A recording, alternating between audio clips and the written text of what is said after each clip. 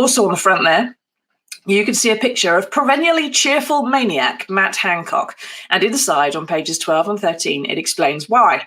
Now, the relatives of many of those who died in the pandemic clubbed together to pay for a plane to fly over the I'm a Celebrity jungle camp for 2 hours yesterday, bearing the message, COVID bereaved, say, get out of here.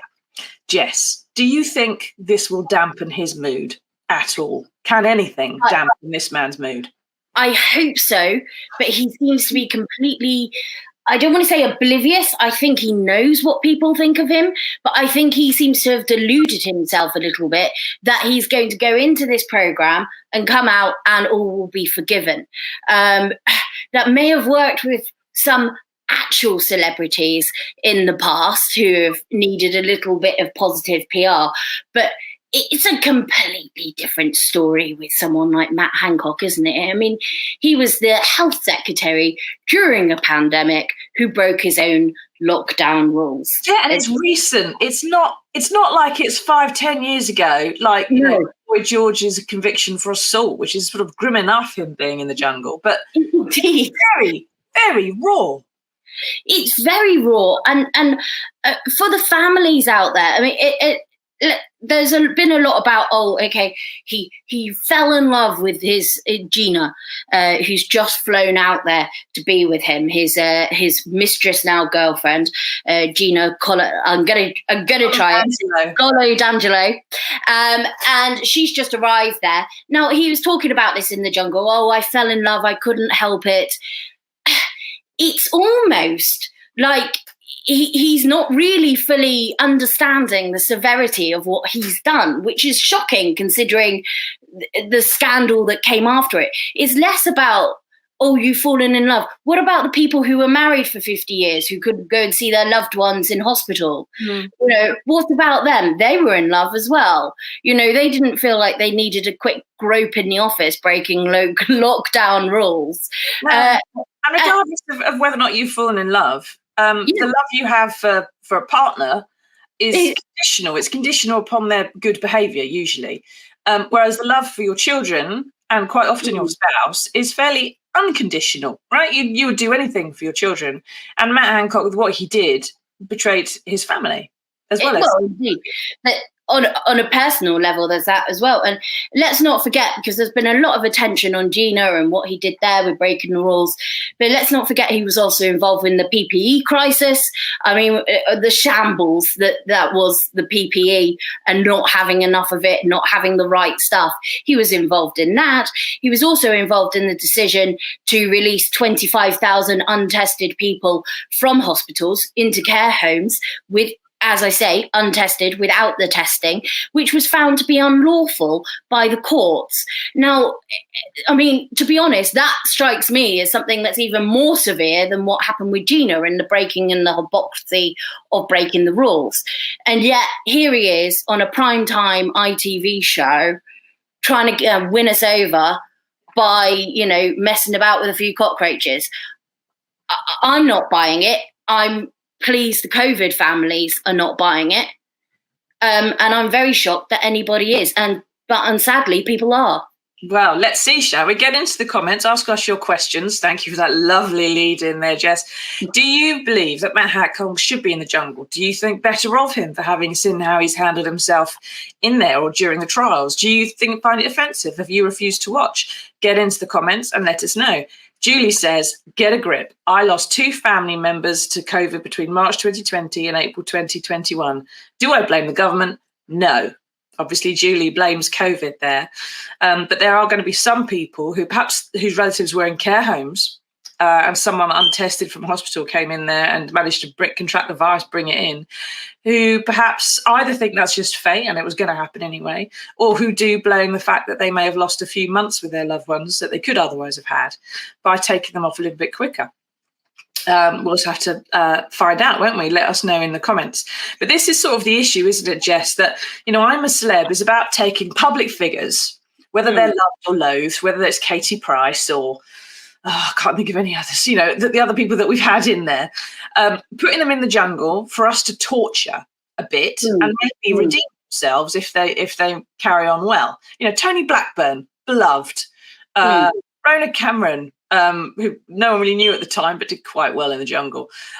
It's sort of a bit early, really, for Matt Hancock to do any of that, because he's got a public inquiry still to come in which he has to give evidence on oath. And that's why we're seeing some of the anger that we've seen, although Judy obviously doesn't feel it, why some people say they're switching off, because it isn't really appropriate right now for him to be in there as a figure of fun and to be making light of the whole thing. I've watched it, a few of them, and it doesn't seem very entertaining to me compared to previous years. In fact, it seems to have sucked something out of the camp, a lot of the fun, a lot of the, I don't know, the sense of exploring public figures and what their characters are like. It's just sucked that out, because him being in there is just this huge gravity well, and everyone's being so serious, aren't they? You think it's like previous years, or is it different? I totally agree. I don't think it's quite as expected. When you first saw the lineup before Matt Hancock was announced, you expected there to be quite a lot of fireworks. I mean, you've got some great characters in there. You've got Boy George. I expected him to be, bring a lot of drama and stuff like that. But it feels a lot more like people have been quite muted. The fact that I at least expected Boy George to have had a stand-up row with Matt Hancock by now, putting the world to rights. Maybe he has, and we haven't seen that in the edit. But I mean, so far we've had him crying a little bit in the Telegraph hut thing, and then we've had him going, he's very hard to warm to. Well, that's not really primetime drama, is it? I mean, it's. I am thinking that perhaps they might have made a miscalculation with this, because, yeah, like you say, it sucks out any element of fun, because if you are being funny and flippant about this as a celebrity that's in there with him, then you're going to be the one paying price for that. That's not going to do you very well. So I think everyone's very mindful of how they're going to come off in that camp with Matt Hancock, who is such a toxic figure and a divisive figure. I think in a different slight makeup, we'd be talking about how lazy Boy George is being more than we perhaps have done. And I think maybe they put Charlene White in there, the Channel 5 newsreader, in the hope that, a journalist and a politician, they'd be grilling him or something. But they've slightly misjudged it, because, and I think perhaps a print journalist or someone who's a news reporter is going to do, even on TV, is going to do more of a job of that than someone who is, frankly, a presenter. I mean, she did come up through reporting, but Charlene is a presenter, and she's used to asking fairly nice questions to get the answer, as opposed to really going after someone. That's not happened. Now, Mike says that, has he mentioned dyslexia yet? Not that anyone's seen Mike, but that may well be in the edit, of course. And I'm sure Matt Hancock will come out and say, well, I mentioned it loads. They just didn't put it on screen, I promise. And then he adds, producers have ruined their own programme in the chase for publicity. I'm no celebrity, but I'm out of there. I'm not watching it again. Part of this, I think, as well, Jess, just being cynical, is that the producers trying to find ways to get people to phone up the premium rate phone lines, aren't they? And they know if they get, I'm sure they asked Boris Johnson, if they can get someone like that in the camp, and everyone's just dial in order to punish them. That's the main reason that he's in there. It's not to redeem him. It's to put some money in their pockets, isn't it? Well, of course. I mean, they're there to put on a show, an entertainment show, and obviously bring in the money, which obviously it brings in a lot all the time. However, I do agree with him there, saying I do think that perhaps they maybe miscalculated this in terms of how people would react to it. There has been a very disturbing sort of move towards some younger generations. Apparently he's very big on TikTok, with a lot of people saying that they quite like him and actually fancy him, which is actually, I can barely say the words, Susie. I can say the words. They came out of your mouth. I know. And I was just like, I'm absolutely shocked and dismayed for the younger generation that are saying this, because, again, it's making light of a situation where this is not a figure who's had a scandal 25 years ago, as you rightly say, or this is not a figure who's, I mean, let's remember, Carol Thatcher won I'm a Celebrity way back. Her mother was a divisive figure. She wasn't. She hadn't gone and done anything that she hadn't done anything. But what I'm saying is her mother was a divisive figure. She won the thing. But, at that time, it was a long time prior to that, beforehand, and then there was sort of like people got behind her, whatever has happened since. But this, like you say, we're talking about, this was like, 18 months ago? Maximum, we're still going through the effects of the pandemic, all those people working in the NHS, all those people that are having to work without the proper PPE, all those people in the care homes who are currently wondering how they're going to pay for anything because they're on such low wages and been offered such measly rises. It's sickening that this guy's been given a platform. Yeah. Really, she's got a question. When will he be criminally charged along with the rest of the British establishment? Any chance you can give thoughts?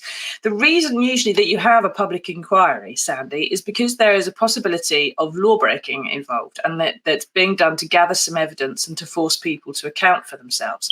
And sometimes they're held when it's not necessarily, you can't definitively prove someone's broken the law, but they've definitely done something wrong.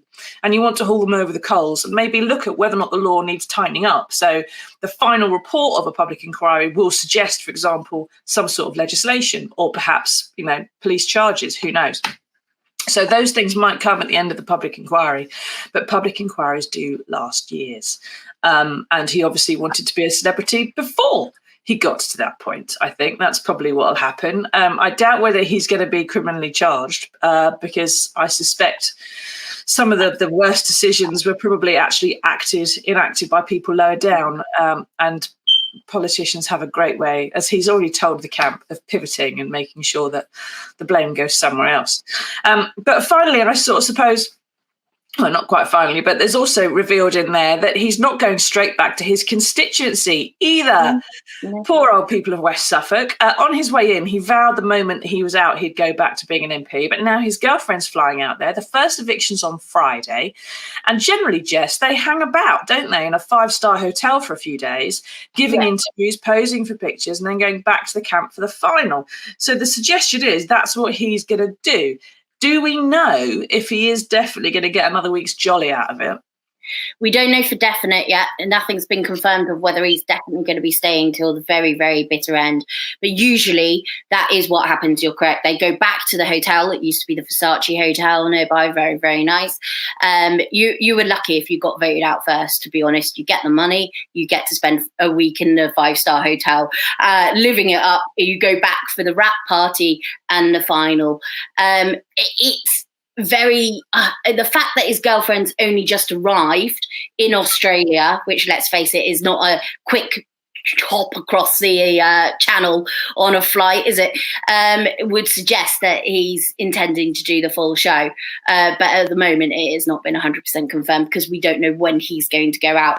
Although it's most likely he'll be voted first out. You never know. There might have been enough of an upsurge to keep him in there, or the feeling might be that we'll keep him in to torture him a little bit longer, or people will just assume that everybody else is voting for him, so they vote for somebody else, because that often happens. So we don't know until Friday which way it's going to go.